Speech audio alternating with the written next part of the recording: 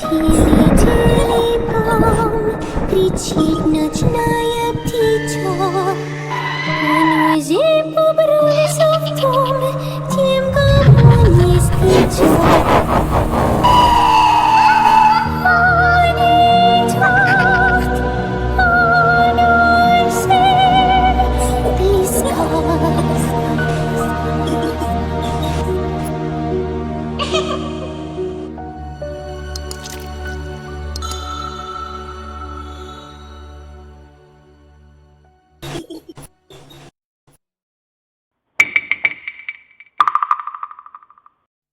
Napapikit si Ria nang humampas sa kanyang mukha ang mabini pag-ihip ng hangin.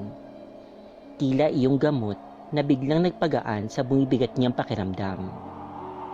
Napaupo siya sa tumba-tumba at mas lalo pang dinama ang katahimikan ng paligid.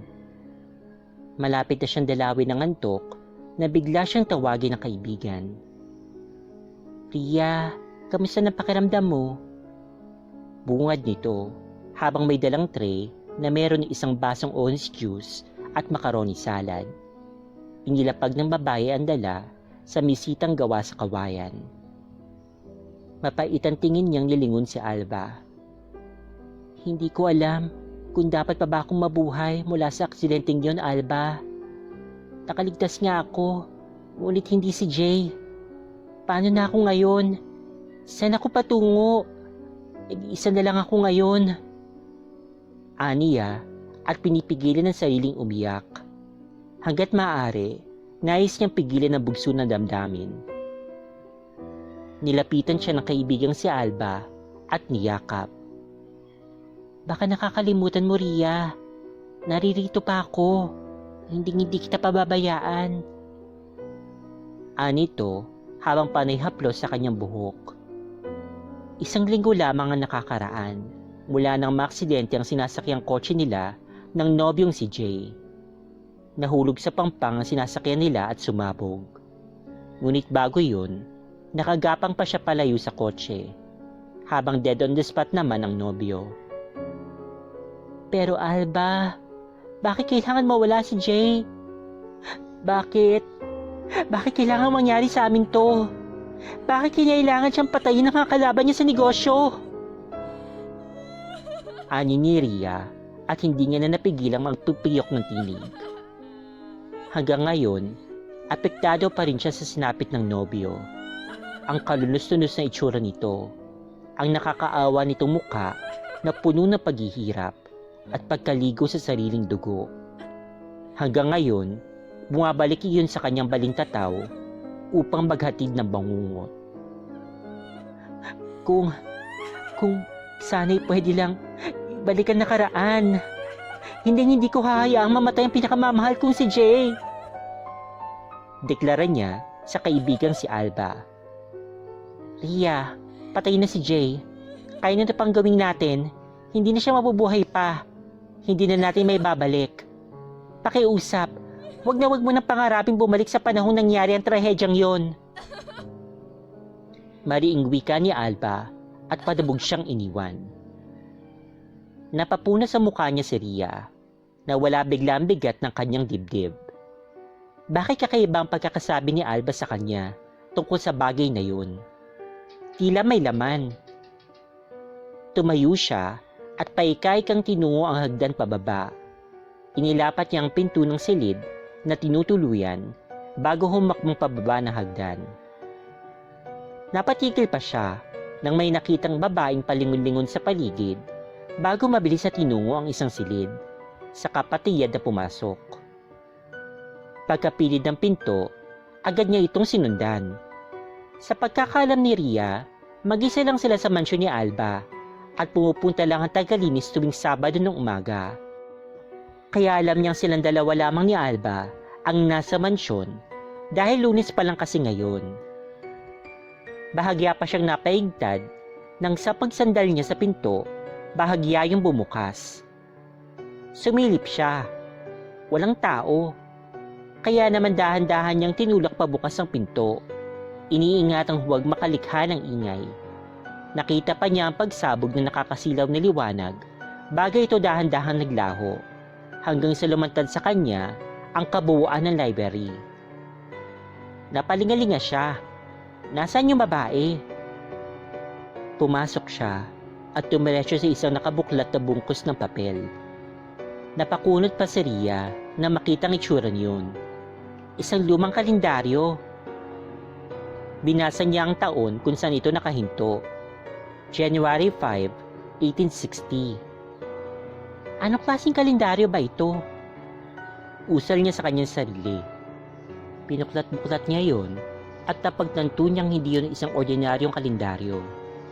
Kawangis kasi yun ng isang makapal na libro at ang bawat pahina ay ang buwan at taon na may 30 petsa. Sa ibaba ng mga numero ay may sari-saring kakaibang salita na animoy ritual. Napaisip ang dalaga, hindi kaya isa itong time machine? Inaalala niya ang pamamaraan na pagsasalita ni Alba tungkol sa pangangarap niyang ibalik ang aksidenteng nangyari sa kanila ng nobyong si Jay. Wala namang masama kung susubukan. Aniya, kahit hindi niya maintindihan ang ritual na nakasulat sa bawat pahina. Pinagpapawisan at nanginginig ang mga daliring binuklat niya ang taon ng 2020. Ika-29 ng Marso, araw ng linggo. Sa ibaba niyon, may nakasulat ulit na wikang kakaiba na kailangan basahin ng malakas. Returo passe, returo passe, returo parse. Inulit niya yon ng 3 beses hanggang sa biglang lumiwanag ng lumiwanag ang buong library. Napapikit siya sa sobrang pagkasilaw hanggang sa naramdaman niyang babigat ang enerhiyang humihigop sa kanya papasok sa nakabuklat na kalendaryo.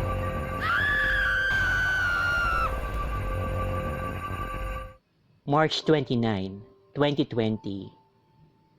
Ria, gising na.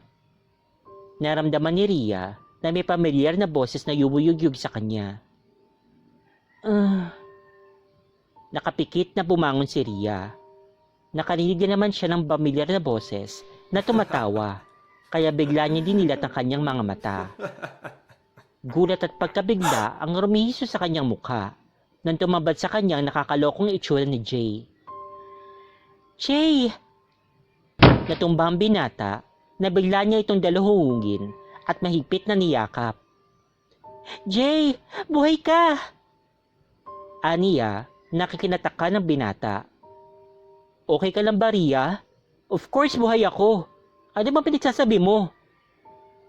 Ani ni Jay at winangon ng dalaga mula sa pagkakatumba nilang dalawa sa kama.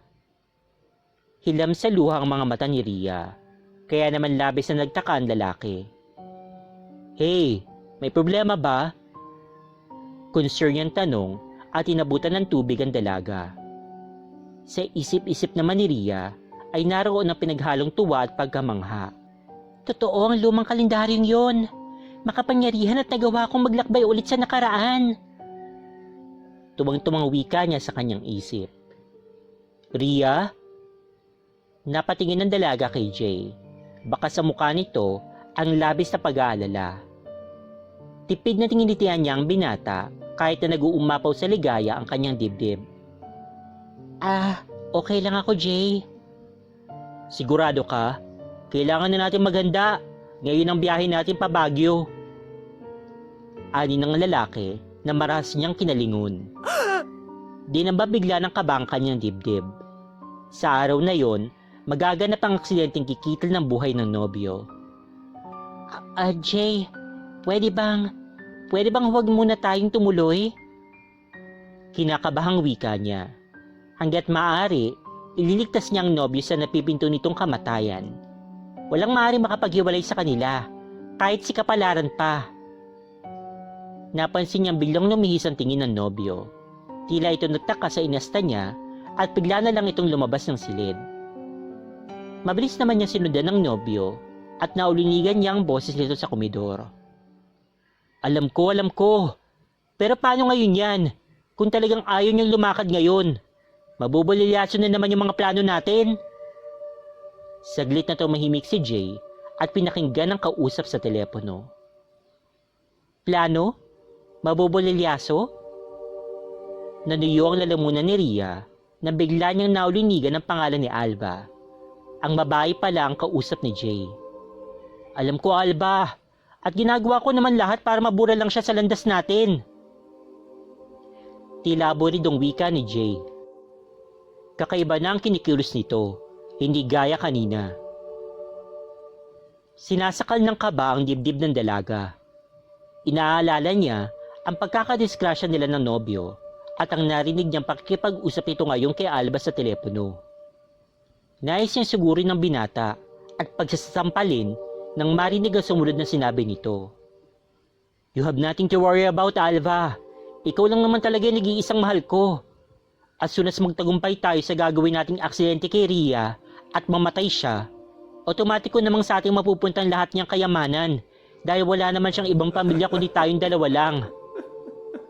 Nakangising wika ni Jay na wala pa man ay animong nagbibilang na ng pera sa mga palad. Nangihinang napasundal sa likuran ng pinto si Ria. Nawalan siya ng lakas dahil sa mga narinig. Sila Alva at Jay. Tinaydor siya. Mga hayop kayo. Umiiyak niyang wika at dali-daling tumayo nang maramdamang papalabas ng komedor ang nobyo. Bago pa man siya nakaalis, isang malamig na kamay ang humawak sa kanya. Isang misteryosong babae ang nakita niya. Sino ka? Tinitigan siya ng babae. Maya-maya ay umiling ito. Hindi mo na dapat binalikan na nakaraan. Mariing wika nito. Pinalis ni Ria ang luha sa muka at marahas sa tinignan ng babae. Naalala niya. Ito ang babaeng sinundan niya sa library sa loob ng mansyon. At ano, manahimik na lang ako sa isang tabi at panuorin ng dalawang pinagkakatiwalaan kong tao na traidorin ako at kung kami ng kayamanang meron ako, hindi ako makakapayag. Asik ng dalaga.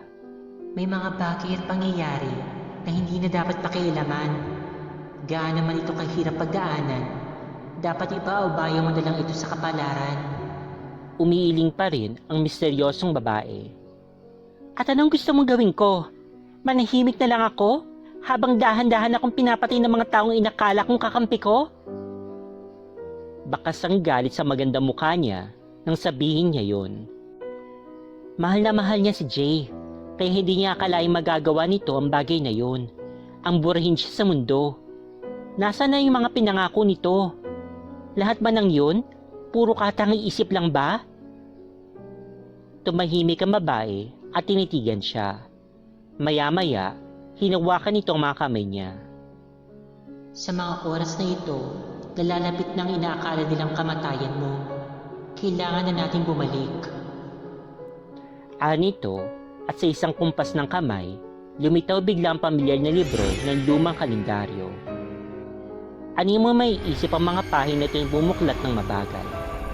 Hanggang sa pabilis ng pabilis, huminto nga ito sa 5 ng Abril, 2020. Doon ay binigkas ng misteryosang babae ang mga katagang hindi niya mawari kung ano. At sa isang iglap, isang malakas na pwersa ang humila sa kanila at hindi na sila papasok sa loob ng libro. Mariin ang pagpikit ni Ria sa mga mata, hanggang sa ang ingay ng kapaligiran ay napalitan na nakakabinging katahimikan. Muling umihip ang malakas na hangin, kaya naman napaupo siya at pinakiramdaman ng katahimikan sa silyang tuba-tumba. Saglit siyang dumilat at muling pumikit. Papatulog na siya nang marinig ang boses ng kaibigan na inakala niyang kakampi sa lahat ng bagay. Ria, kamusta ng pakiramdam mo? Ani ni Alba habang may dalang tray na may lamang isang baso ng orange juice at macaroni salad. Piniling huwag sumagot ni Ria at tinitigan lamang ang kaibigan. Pilit niyang inaarok kung ano nga ba talagang nasa kalooban nito. Palis na ito ng silid nang tawagin niya. Mahal mo ba talaga ako, Alba? Seryoso yung tanong sa babaeng natigilan sa kanyang tanong. Pumihit ito paharap at nahalita niya ang pilit nitong ngiti. Ano ba namang klaseng tanong yan, Ria? Oo naman, mahal kita. Ikaw lang naman na nag-iisang natitira sa akin. Di ba ikaw na lang ang kapamilya ko? Madamdamin itong pahayag na ikinaismid niya. Talaga? Oo naman.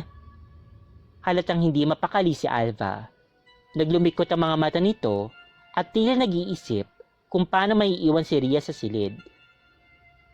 Di kumain ka na muna. Anito at muling lumapit sa mesita at kinuha ang pagkain. Ngunit alam na ni Ria ang plano nito. Bago pa man sila bumalik sa araw na yon, nakita na niya kung ano ang posibleng mangyari kung hindi siya sumabay sa Agos.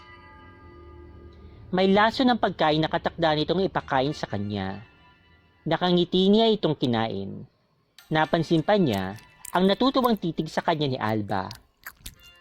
Masarap ba, Ria? Anito habang titig na titig sa nginunguya niya. Oo naman, ikaw ba kumain na? Matamis niyang nginitian ng kaibigan at pinagpatuloy ang pagkain.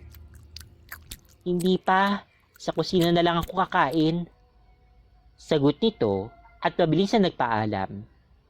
Ilang saglit pa, nakarinig siya ng mabibigat na yabag pabalik sa kanyang kwarto.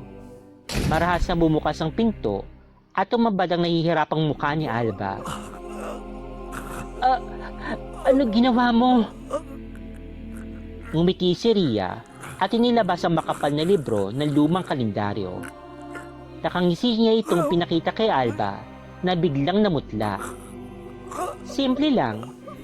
Bago mo pa man maisipang gawin, alam ko na.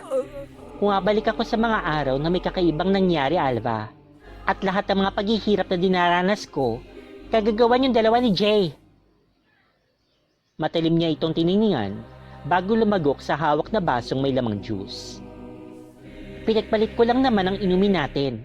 Nang sa gayon, malaman mo kung gaano kasakit sa loob ko ang ginawa niyong pagtatraidor sa akin. Kaya magsama kayo ni Jay sa impyerno! Galit na wika ni Ria bago humalakhak ng humalakhak. Kasabay ng tinis ang tinig ni Ria ang unti-unti namang pagdilim ng paningin ni Alba hanggang sa malagutan na siya ng hininga. Wakas.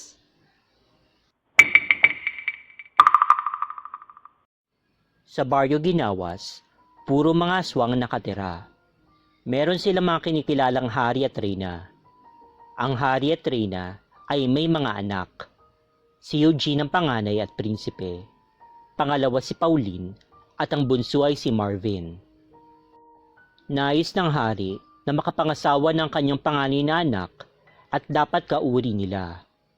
Nasa hustong gulang na ito, ngunit hanggang ngayon ay wala pa ring naibigang kauri, kahit na pinatawag na ang lahat na magagandang kadalagahan sa baryong yun, ay walang pinili ang prinsipe. Napakapihikan nito sa babae. Halos lahat ng ireto sa kanya ay hindi niya nagugustuhan. Kung siya ang papipiliin at masusunod, ayaw niya maging aswang. Gusto niyang mabuhay bilang isang normal na tao, iyong hindi katatakutan at tahimik ang buhay. Mula kasi nung bata pa siya, minsan siyang sinama ng tatay niya sa bayan para turuan siyang mambiktima ng tao at dalhin sa baryo nila. Minsan isang gabi, muntikan na silang masawi sa mga pulis at bantay bayan na nagoronda. Mabuti na lang at mababaw lang ang sugat ng kanyang ama. Nakatakbo sila palayo sa bayan na yun at ligtas na nakauwi. Pakiramdam niya, para silang mga hayop na hinahunting. Oo, hayop na halimaw para sa mga tao. Kaya simula nang magbinata siya, hindi siya kumakain ng tao, taliwas sa mga kauri niya.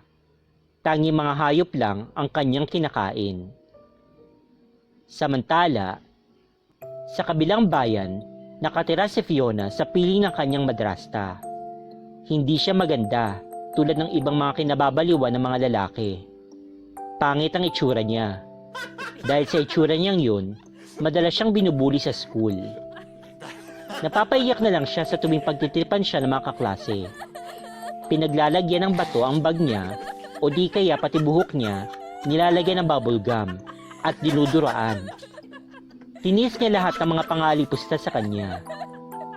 Minsan, sinisisi niya ang Diyos kung bakit pa siya pinanganak sa mundo, kung puro pasakit naman ang kanyang natatamo sa kapwa. Kahit na mismo niyang sariling ama ay pinagbubuhatan siya ng kamay at kinakahiya. Kiritiri siya nang mamatay ang kanyang ina sa sakit na cancer sa dugo. Wala siyang naging kapatid dahil maagang nasawi ang kanyang ina. Ngayong may iba ng pamilya ang kanyang ama, may anak sila na 2 parehong babae. Sabik sa pagmamahal si Fiona. Sa kabila ng kanyang anyo, napakabuti ng kanyang kalooban. Masipag, matulungin, at napakabait. Ginawa siyang alila ng kanyang pamilya. Isang utusan. Siya yung naglalaba, naglilinis, nagluluto, namamalansya ng mga damit, namamalengke. Pati nga pag-makeup ng half-sisters niya, siya pa din. Kulang na nga lang isubuan niya pa to sa pagkain. Ang kanilang bahay ay malapit sa ilog. Doon siya naglalaban ng mga damit at naliligo na rin pagkatapos. Minsan, sa sobrang dami ng kanyang nilalabahan, inaabot na siya ng takip silim. Samantala, bandang 5:00 ng hapon, maagang umalis si Eugene sa baryo nila. Sasapit ng dilim, kaya naisipan niyang maglakwat siya muna. Doon na siya sa pupuntahan niya abuti ng pagkaswang niya. Naisipan niyang bumaba sa kabilang baryo. Napili niyang lugar ay sa tabing ilog at doon na siya mag-aabang na makakain at magpapalipas ng gabi. Pagdating niya doon sa tabing ilog, may nabataan siyang tao.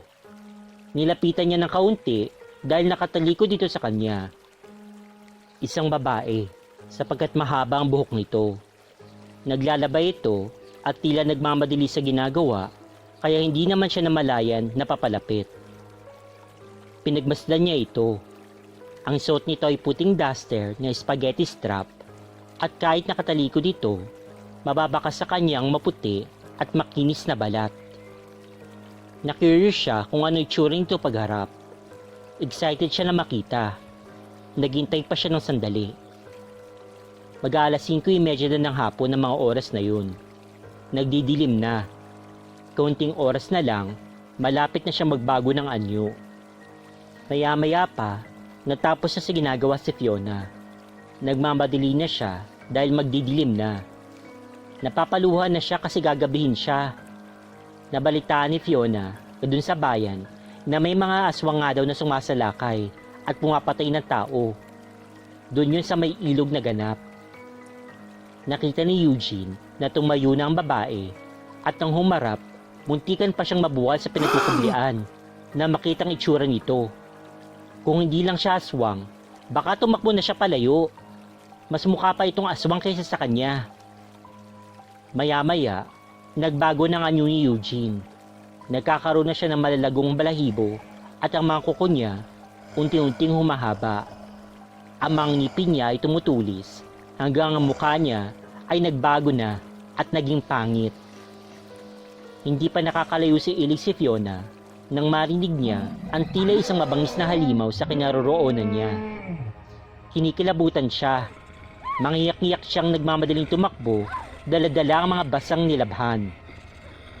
Dahil sa mabigat at taranta, nagkakandara pa na siya sa batuhan. Diyos ko, aswang yata yun. Ayoko pang mamatay. Mag-asawa pa ako. Aray ko po ang tuhod ko. Sino naman ang magkakagusto sa'yo? Sa pangit mong yan.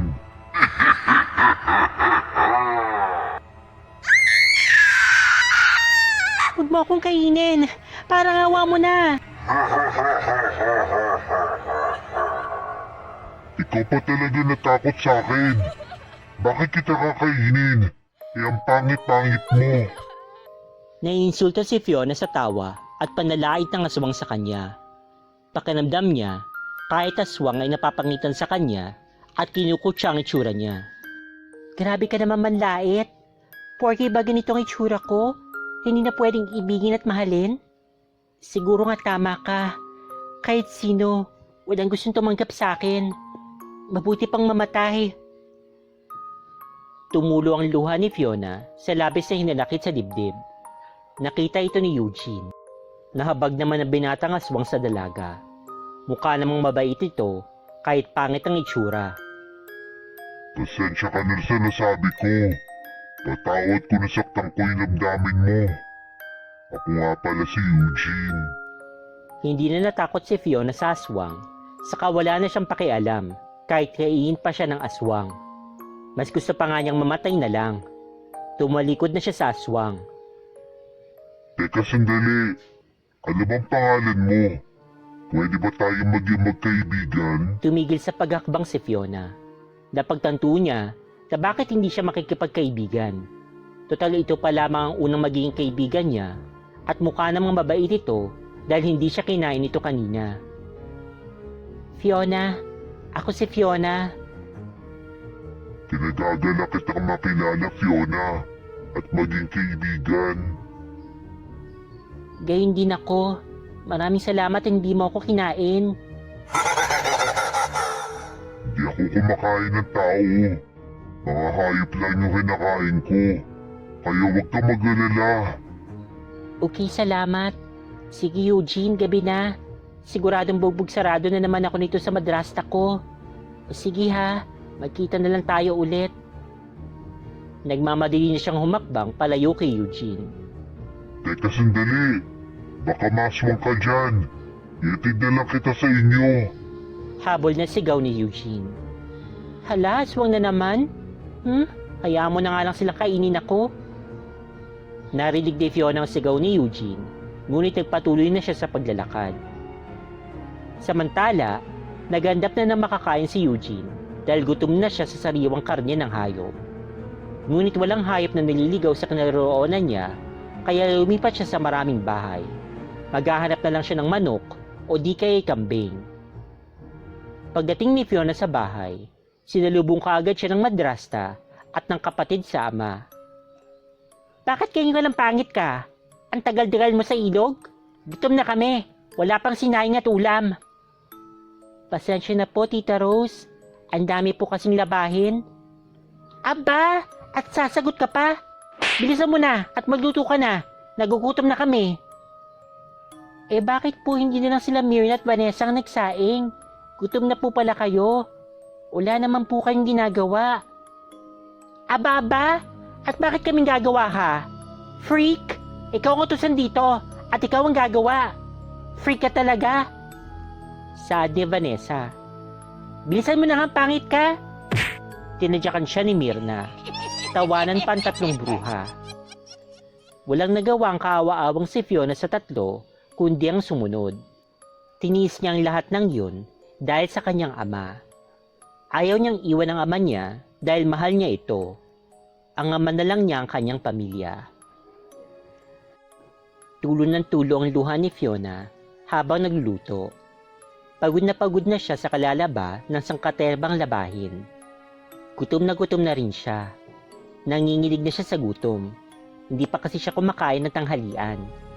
Inabot na siya ng gabi sa paglalabas sa ilog. Kinabukasan, nagpunta ulit sa ilog si Eugene para makita si Fiona. Simula kasi na makilala niya ang dalaga, natuwa na siya. Magaan ang loob niya sa dalaga. Kahit na pangit ang itsura nito, napakabait nito. Kaya natutuwa siya na maging kaibigan niya ito. Hindi niya nakita si Fiona buong araw. Hindi ito nagpunta ng ilog, kaya naman labis na nalungkot si Eugene. Hindi naman niya alam ang bahay nito para mapuntahan sana.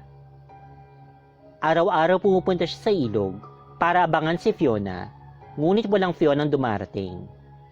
Labis ang kanya pag-alala sa kaibigan. Ano kaya nangyari sa kanya? Bakit hindi na siya nagpupunta dito sa ilog?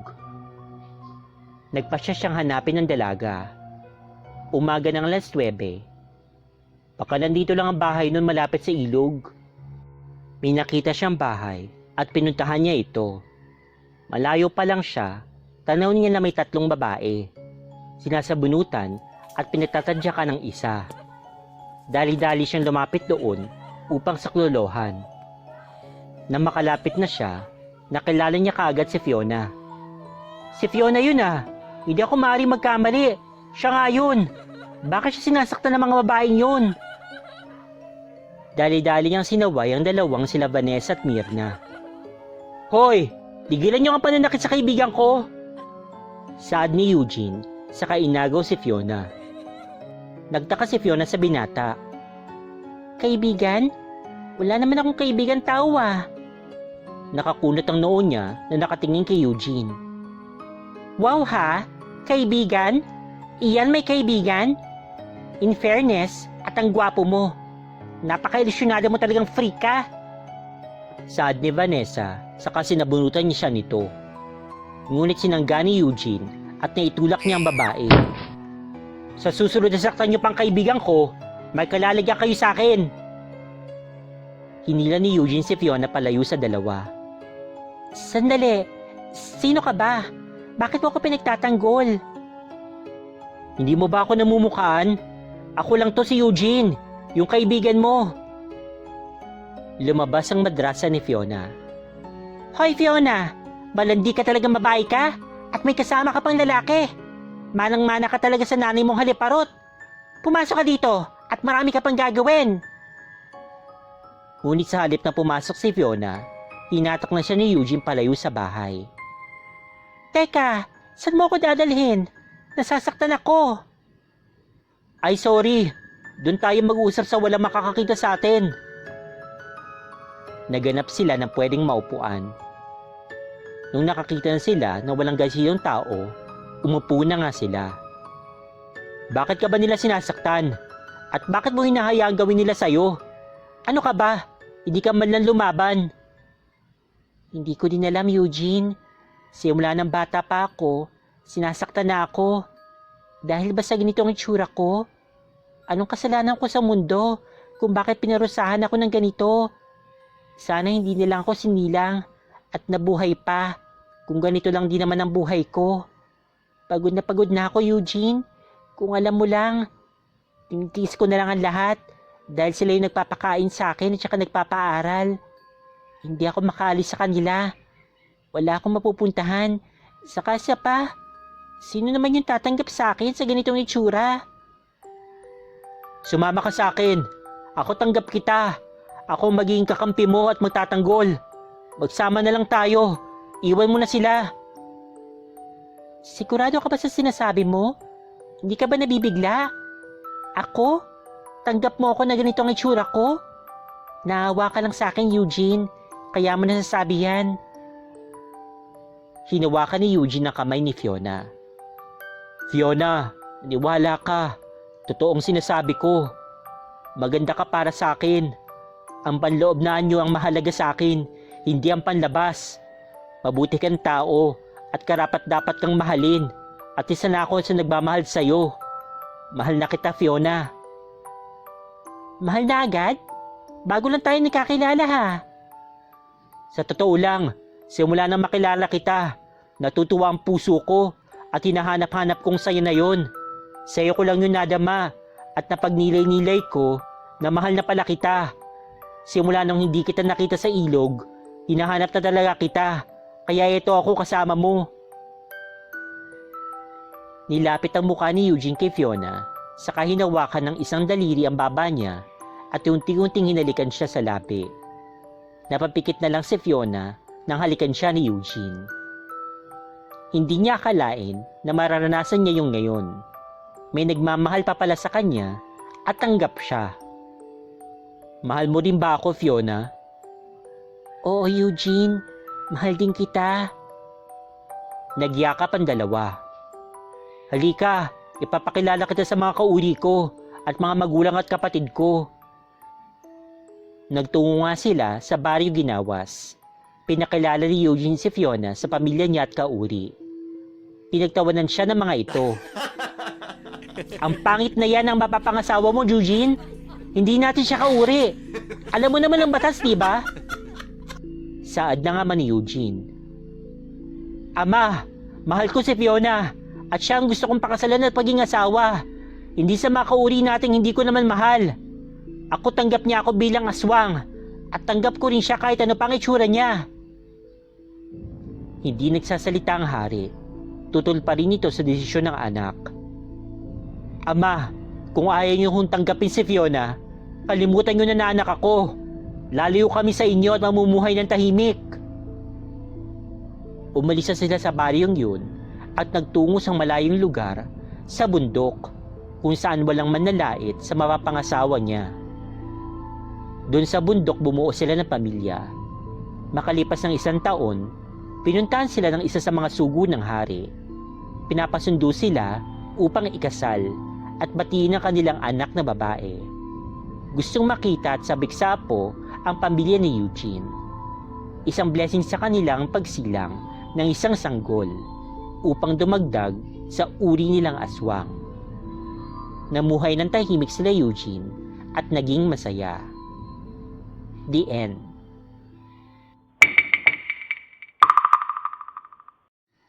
Masaya naghahabulan, hagikikan, at tawanan. Nakangiti ako nakamasid sa mga apo ko naglalaro. Mas masaya siguro kung nakikita ko nakikipaglaro sila sa ibang mga bata. Pero malabo na yatang mangyari yun. Dahil sa sila iniiwasan. Yun ay dahil sa aming mag-asawa. Ako si Belen, isang aswang. Ang aking asawa ay si Ramon na isang aswang din. Mula nang malaman ng asawa ng aming anak na hindi kami pangkaraniwan, agad itong umalis at iniwan ang aming anak na si Wally at ang 3 anak nila na nangangalang Willan, Warren at Wilda. Samantalang si Wally, ang aming nag-iisang anak, nawala na ng gana sa buhay. Halos hindi na siya kumakain sa kaiisip kung bakit iniwan sila ng asawa niya. Hanggang sa nagkasakit siya at namayat at hindi nagtagal, namatay. Sobrang sakit pa rin sa akin bilang isang nanay na mawala ng aking anak. Nanay? Nabigla ako sa tawag ng aking napakagandang apo na si Wilda. 4 na taong gulang pa lamang siya, pero napakatalino na. Nanay, bakit malungkot ka? Tanong ulit niya sa akin. Tanging iling lang ang tinugon ko sa kanya. Mahal na mahal ko ang aking mga 3 apo, kahit nahihirapan na kami mag-asawa na itaguyod silang 3. Tanging tagapangalaga lamang kami mag-asawa ng manok na panabong ng aming amo na sa Maynila nakatira. Oo, kami mag-asawa ay aswang, pero di naman kami dating ganito.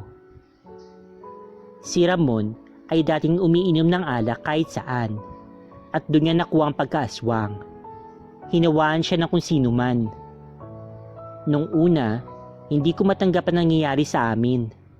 Pero dahil sa pagmamahal ko sa asawa ko, pati ako ay nahawaan na din.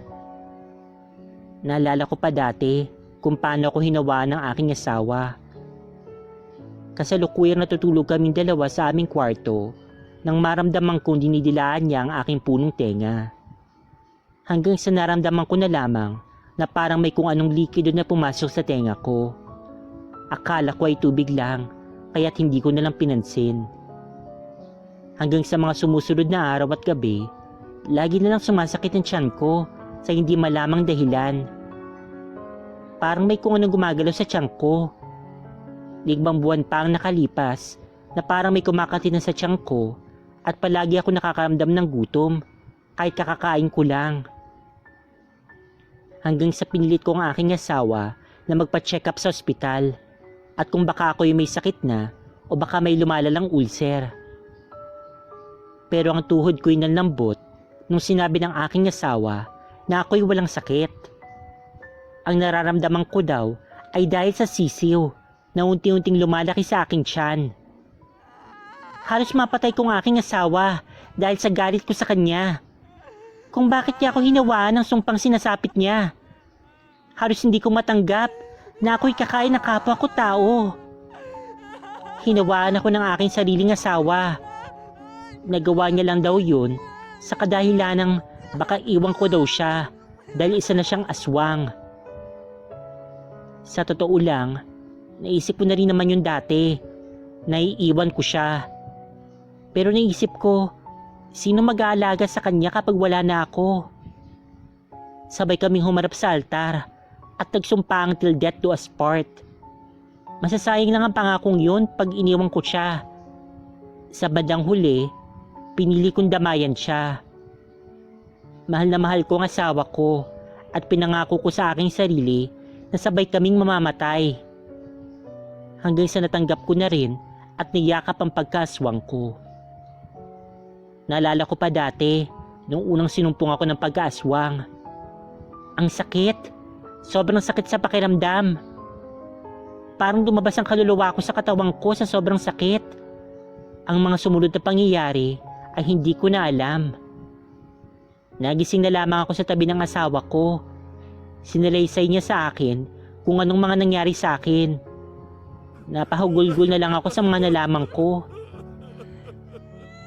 Niyakap ako ng asawa ko at humingi siya sa akin ng tawad na ginawa niyang paghawa sa akin. Pero huli na ang lahat at hindi na may babalik ang oras. Sa mga sandaling sinusumpong ako ng pag-aswang ko, tinatali ako ng asawa ko at ganun din ang ginagawa ko sa kanya. Lagi kami bumibili ng sariwang karne sa bayan upang mapawi ang aming pagkagutom. Sa mga panahong yun, nagkatrabaho ang aming nag-iisang anak sa Manila at walang kaalam-alam sa nangyayari sa amin ng ama niya. Minsan, sa labis na gutom, napag-intirisan na nga namin ng asawa ko na kainin ng mga alaga namin pang sabong. Ang bahay namin ay tabi ng kalsada at marami din nakapalibot na kabahayan. Usap-usapan din kami dati ng mga tao sa lugar namin na kami mga aswang. Pero walang makapagpatunay nun kasi di naman nila kami nakikitang pumapasa ng tao. Pero alam namin sa aming sarili na totoo yun. Masasabi ko ang buhay ng pagiging isang aswang ay napakahirap. Sobrang hirap. Sobrang sakit. Ito ay isang sumpa na kailanman di mo na naisin kahit sa iyong panaginip. Nasa tubing kami lalabas ng bahay, walang gusto makipag-usap sa amin.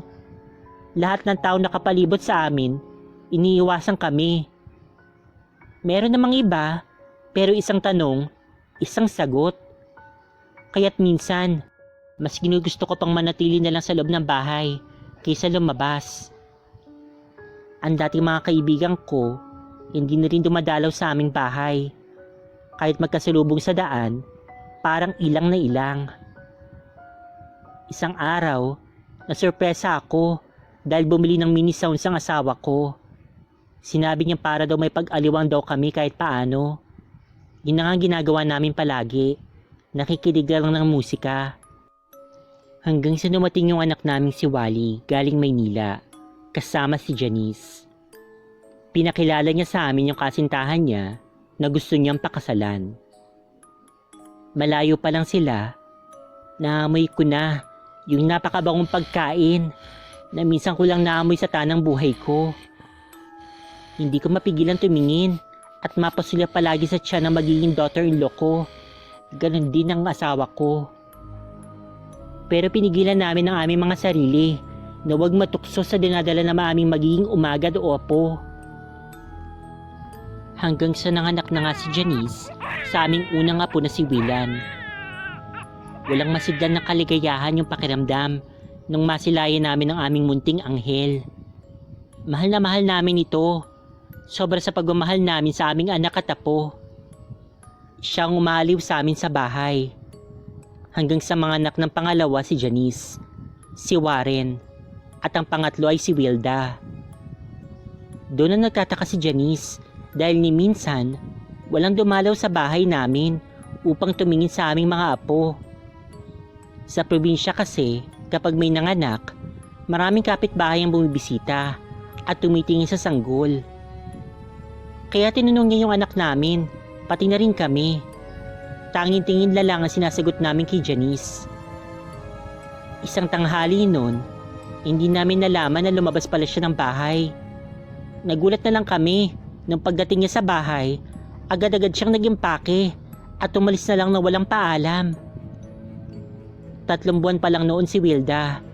Iyak nang iyak yung dalawang batang sila Willan at Warren. Napagpasyahan naming bilhan na lamang ng gatas si Wilda upang tumigil sa kakaiyak.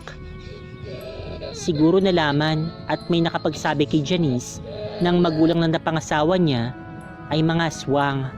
Kaya yun ang naging dahilan kung bakit umalis siya. Masakit din para sa aming makita yung mga apo naming laging nakatayo sa bakod sa tabi ng daan na nagbabaka sakaling umuwi ang kanilang ina. Lumipas ang buwan, 1 taon, 2 taon, hanggang sa 7 taong gulang na si Willan. Hindi na talaga nagbalik si Janice. 5 taon na si Warren at 4 na taon na si Wilda. Ginawa namin mag-asawang lahat upang may taguyod at mabuhay ang aming mahal na 3 apo. Ni minsan, hindi namin inisip na hawaan o kainin ng mga bata sa dahilang apo namin sila. Ayaw naming maranasan nila ang hirap na aming nararanasan bilang hindi pangkaraniwan. Masakit lang isipin na pati sila nadamay sa amin. Na pati sila iniiwasan ng ibang bata. Walang gustong kumaibigan sa kanila. Nakakadurog ng puso sa tuwing nakikita ko silang nakatayo sa harapan ng bakod at nakatanaw sa ibang batang masaya naglalaro at naghahabulan. Pero may naging kaibigan ng aming apo na si Wilda. Siya si Ken, anak ng kapitbahay namin sa likurang bahagi.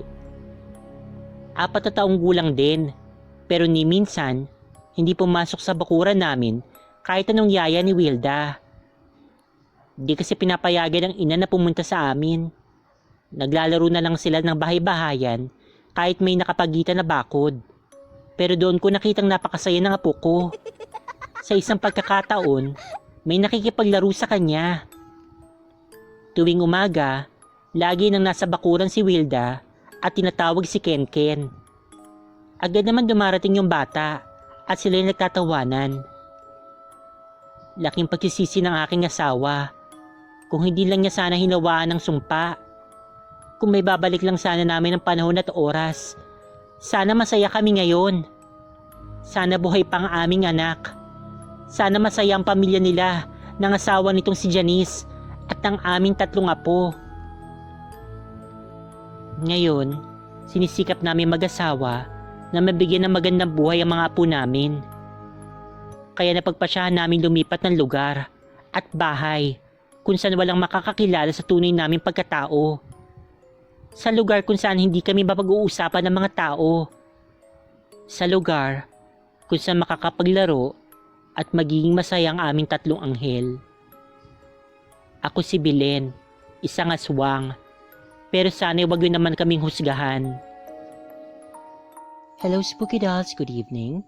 Before anything else, gusto ko sanang batiin lahat ng mga OFW at mga Filipino immigrants at yung mga katulad ko naman po nandito lang sa Pilipinas at yung mga taga-ibang dimensyon at taga-ibang mundo na tumatangkilik at sumusuporta po sa Dolls and Spooks. I hope that you're all doing well.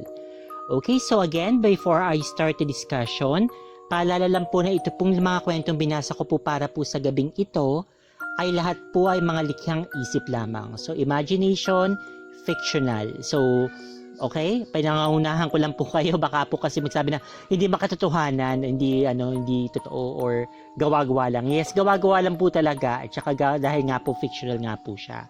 Okay, so that out of the way, so let's go ahead and discuss the stories. Pero gusto ko po munang pasalamatan yung pong mga nag-share nga po ng mga stories po nila dito sa ating channel. So unahin ko po muna dun po kay Betcha. Okay, so maraming salamat sa iyo, Betcha. Kay Micaela Scarlett at saka kay Markems Sayad. So, konting trivia lang dito sa kwento po ni Markem Sayad. Matagal niya na pong pinadala sa akin itong kwentong ito. Last year pa. Pero nung time na yon kasi nga talaga nag-concentrate po talaga ako more on mga talagang mga true stories. Okay, mga totoong kwento na nangyari sa totoong buhay. Pero ito po yung nga, so right now nagbabasa na po ako ng mga fictional stories and then yun nga. So, pinasa ko na nga po yung kwento niya. Ano ba itong si Meg? Ang gulo.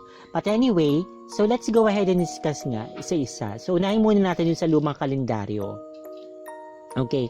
So, ito yung kaisa-isang kwento na binasa ko po ngayon na hindi po patungkol sa aswang. Okay. So, kaya ko po napili yung kwentong ito kasi bukod po sa parang may pagka-romantic po siya. Aminado ako na parang mas gusto ko po kasi yung mga revenge stories. Okay, pero ayoko po yung masyadong brutal. Yung mga tipong mag-revenge tapos papatayin niyo or ganyan-ganyan. Or in a way, parang dito sa kwentong to, ganun din yung nangyari na namatay din yung mga masama, okay, yung mga gumagawa sa kanya ng hindi mabuti. Okay, but still, at least hindi siya yung sobrang brutal na pinagsaksak o binuhusan niya ng asido o kung ano man. Yung mga ganyan, diba? Saka isa pa, okay, naisip ko na kung magbabasa rin naman ako ng mga kwentong kababalaghan na fictional, might as well, okay, so go all the way na wag na yung parang tipong na hindi usually na naririnig natin sa mga kwentong totoong nangyayari. Like, di ba? Kailan ba tayo nakarinig ng totoong kwento tungkol sa isang time machine? Or in this case, kalendaryo nga na nakakapabigay sa iyo ng ability para makapunta sa ibang panahon o yung mga nakaraan. Siguro pwede rin yung sa hinaharap or what. So kung kayo po, kung may pagkakataon po kayo na makapunta po sa nakaraan, okay, kung nyari pwede nyo gawin ulit yung bagay na nagawa nyo na dati, okay, mabago nyo yung mga nagawa ninyo, anong particular po na eksena o araw o taon o kung kailan man, okay, yung gusto nyo pong baguhin, okay, yung mga bagay na yun, parang yun nga, yung babalik kayo sa nakaraan para baguhin yung nagawa ninyo. So, ayun. Ako, siguro, hindi ko ma-pinpoint, napakarami. Sobrang dami ng pwede kong sabihin o isipin na pwede kong baguhin sana or what. Siguro kung ako lang, makakabalik lang po ako back in time. Siguro babalik ako dun sa time na nagsisimula pa lang yung YouTube. Siguro, at that point in time, nagsimula na ako, nag-start na talaga ako na mag-upload ng content. Kasi sobrang, gusto ko naman talagang gawin yun, pero sobrang natatakot kasi ako.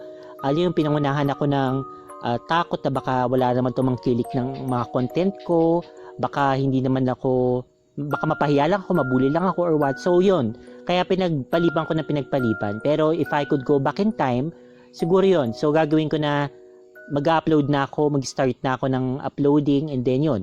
Siguro, ayun, ewan ko kung anong nangyari siguro kung, puro siguro na lang ako ng siguro. Baka nagbago yung tadhana natin ngayon. But anyway, so ayun lang po yung masasabi ko regarding dun sa kwentong yun. Doon naman po sa pangalawang kwento, kaya ko po napili yung kwentong ito, okay, ni Betcha is because, sino ba hindi nangangarap na tipong kunyari kahit na hindi ka naman kagandahan, hindi ka naman kagapuan, or alam mo na hindi ka mayaman, or hindi ka naman ganun katalino, pero may in love sa'yo na someone, okay, na talagang tanggap yung lahat ng meron ka. Tanggap na kung ano ka or what. Siyempre diba, parang fairy tale lang. So might as well, basahin ko na rin to para ma-experience din natin yung parang, yun nga, may fairy tale nga na, pero may pagka-horror din kasi aswang, hindi technically prinsipe pa rin ng mga aswang nga lang, okay? Yung na-in-love dito kay Fiona. Okay, pero kung kayo ba, okay, natanong ko na rin to before, pero interesado ako malaman, kung kayo ba, may manliligaw sa inyo na isang aswang, okay? Or kunyari lalaki kayo, yung mayroon kayong makikilalang babaeng aswang na mabait naman, maganda, ayan. Then aswang nga siya pero hindi naman siya kumakain ng tao. Ang kinakain niya lang mga hayop, ganyan. So, mamahalin niyo pa rin ba siya o hindi? Hindi talaga. So talagang no can do. Ayaw niyo talaga mapangasawa o magiging katipan ng isang aswang. Okay, so interesado ako malaman. And then at the same time, gusto ko po yung mga kwento na medyo hindi po pangkaraniwan nga kasi palagi na lang mga kwento natin dito masamang aswang, masama yung aswang na kumakain ng tao, aswang na namimeste sa isang lugar or what. So at least dito sa kwentong ito hindi na po siya ganun. So kwento naman po ito ng tungkol sa aswang na mabait naman, okay, hindi naman siya yung tipong namimirwisyo ng tao, although perwisyo pa rin yung nangunguha siya ng alaga na may alaga, yung alagang manok at saka alagang kambing ng mga tao doon, bigla na lang yung kukunin. So might as well, di ba, bakit hindi nila silang mag-alaga ng sarili nilang hayop? Para kung sakasakali, di, yun na kainin nila, hindi yung nangangain sila ng alaga na may alaga. But anyway, okay, so yun nga. So yun ang masasabi ko regarding dun sa kwentong yun, parang Cinderella lang, na inaapi-api siya, and then dumating yung Prince Charming niya. Pero, ang hindi ko lang nagustuhan doon, kung may babaguhin ako sa kwentong yun masyadong whirlwind romance naman to. Parang isang beses pa lang sila nagkita. Parang Cinderella talaga, di ba? Parang love at first sight. Pero anyway, parang okay, ganito po. Siguro kung i-apply natin sa totoong buhay ito, sana yung mga babae dyan o kahit lalaki siguro, na wag niyong isipin na yung pag-aasaway para maka-escape kayo ng inyong buhay, dinadanas sa buhay. Yung mga tipong para makaalis ka na sa responsibilidad mo sa pamilya mo, mag-aasawa ka, yung mga ganyan, para matahimik na yung buhay mo, para maging, ewan ko, alam mo yun na yun, alam niyo ibig sabihin na parang mag-aasawa ka para makaalis ka na sa poder ng pamilya mo. Ano ba yun, Diyos ko? Pero anyway, dito naman sa kwentong ito ay naging maganda naman yung kinalabasan, pero hindi natin pwedeng expect yun na mangyayari po talaga sa totoong buhay. Kasi most of the time, hindi po nagiging magandang resulta po nun yung magpapakasal ka lang sa taong hindi mo halos kakilala o makikisama ka sa kanya kahit hindi kayo nagpakasal. And then, hindi mo naman siya ganun pakakilala talaga sasama ka na sa kanya. Dalawa lang yan, either abusuhin ka or ayun, mamamatay ka siguro dahil papatayin ka niya dahil nga hindi mo siya ganun kakilala. Yung iba nga kahit sobrang kakilala nila saka lang nalang nalalaman yung totoong ugali o totoong pagkatao. Ano pa kaya yung hindi mo talaga kilala ng ganong lubusan. So, ingat na lang talaga tayo lahat. Okay?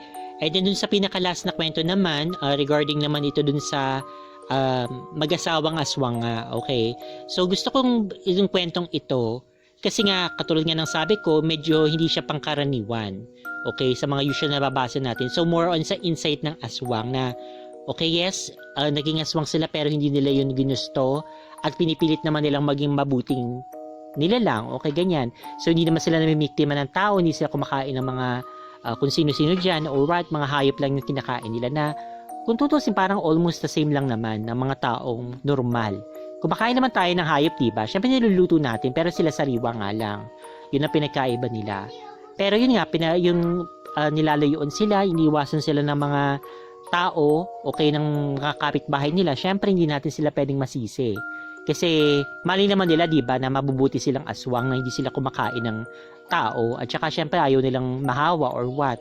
So pinaka-best na lang talaga na gawin nila is umalis na lang sila sa lugar na yon. Maghanap na lang sila ng ibang matitirahan na walang nakakakilala sa kanila na pwede sila makapang bagong buhay. Okay. And then yun, pagpatuloy lang nila, wag silang magbibiktima ng tao, kumain na lang sila ng hayop, okay, ng mga karne ng hayop. Okay, din wag din nilang hawaan yung sana yung pagiging aswang ay matapos na sa kanila mag-asawa. Okay, wag na silang manghawa pa ng iba, lalong-lalo na yung mga apo nila para naman maging maayos ang mga buhay ng mga ito. Okay? Pero medyo disappointed ako kay Janice na sana man lang inisip niya yung mga anak niya, di ba? Okay, nandun na tayo na hindi niya matanggap na yung in-laws niya ay medyo mga aswang-aswang nga, di ba? Okay? Pero sana hindi niya iniwan yung kanyang mga anak. Sana hindi niya inabandona. Either sinama niya na lang niya sana or what. Kasi hindi pa naman aswang yung mga anak niya. Ewan ko kung ang akala niya siguro aswang na kaagad yung mga apo nun. Kasi nga yung in-laws niya aswang. Automatic yung anak niya aswang din. Hindi naman ganun. So kailangan pang salinan yun o hawain kung tutuusin. So medyo masamang ina itong si Janice. I'm so sorry. Kahit ano pang dahilan niya. Sana sinama na lang niya yung mga anak niya. Mas katanggap-tanggap pa yun. Pero in a way, okay na rin siguro at least na iwan dito kay Belen. At saka sa asawa niyang si Ramon. Na hindi sila totally naiiwan mag-isa. Okay, kasi nga yung anak din nila medyo mahina din. Masyadong nagpagapi sa kalungkutan niya. Hindi niya na inisip na may mga anak pang naiwan. Iniwan na lang talaga na dun sa pangangalaga ng kanyang mga magulang. Okay. But anyway, I hope na nagustuhan din po ninyo yung mga kwentong aking binasa po para po sa gabing ito. So please, kung hindi pa po kayo subscribe, what are you waiting for? Paki-click na po yung subscribe button. Paki-click din po yung notification bell para updated po kayo sa lahat ng happenings natin dito sa Dolls and Spooks. Paki-share din po itong video na ito please sa inyong paboritong social media. Whether Twitter, Facebook, Tumblr, kahit saan nyo po gusto, pwede po yan. Then hikayatin nyo naman po nyo please yung mga katulad po ninyong mahihilig po sa mga paranormal. Yung mga hindi pa po subscribe dito, ano pang hinihintay nila, subscribe na po sila para mas lalo pa pong lumago ang ating Dolls and Spooks family. And huwag nyo pong kakalimutan na pakiclick po yung like button. So pakiclick yung like para po at least maging aware pong lahat na gusto ko ninyo yung video. Yun lang po yun. Okay, so yun lamang po. So thank you so much for listening and watching. Take care always and God bless. Stay fabulous and spooky, spooky dolls. Bye-bye! Meron ka bang spooky story na gusto mong i-share? Kung ganun, ipadala mo na yan sa doubtsandspooks@gmail.com. Huwag din kakalimutan na mag-subscribe, mag-like, mag-comment, at i-share ang video. Kung hindi, pupuntahan kita sa bahay mo.